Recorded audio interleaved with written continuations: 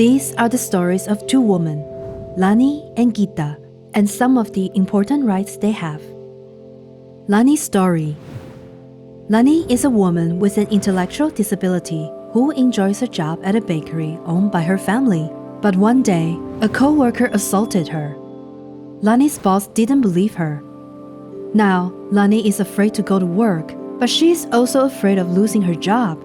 Lani was scared it would happen again, so she went to the police. It was hard for her to explain everything, and the officer didn't seem to take her seriously. Now Lani doesn't know where to turn. She is scared she will lose her job, or worse. Gita's story. When Gita's mother died, her brothers took Gita's share of the inheritance. They said she shouldn't be making big money decisions because she's a woman with a psychosocial disability. Her brothers decided to sell the house Gita lived in with her mother. Gita went to a lawyer for help, but when her brothers showed up, the lawyer only listened to them. Now, he is arranging for her brothers to be Gita's legal guardians. She worries she'll never be able to live on her own or attend college as she hoped. Her brothers will make all her decisions for her, and she fears that she could end up in an institution against her will.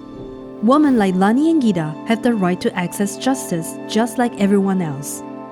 These rights and others are guaranteed in the United Nations Convention on the Rights of Persons with Disabilities.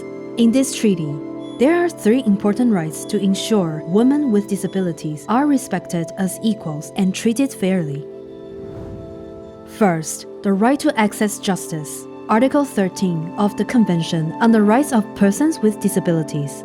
In Lani's story, this means she has the right to go to the authorities for help because her rights were violated. The authorities must be properly trained to communicate with Lani and provide any aids she may need to explain her situation or help her understand the justice process. Second, the right to equal recognition before the law. Article 12 of the Convention on the Rights of Persons with Disabilities. In Gita's story, this means she has the right to be legally recognized as someone who can make her own decisions just like persons without disabilities do. This is called legal capacity. If Gita wants support to make decisions, she has that right too. Everyone must respect her choices, including her family and lawyers. She also has the right to live independently and be included in the community. Article 19 of the Convention on the Rights of Persons with Disabilities. This means it's up to her to decide and choose where she wants to live and who to live with.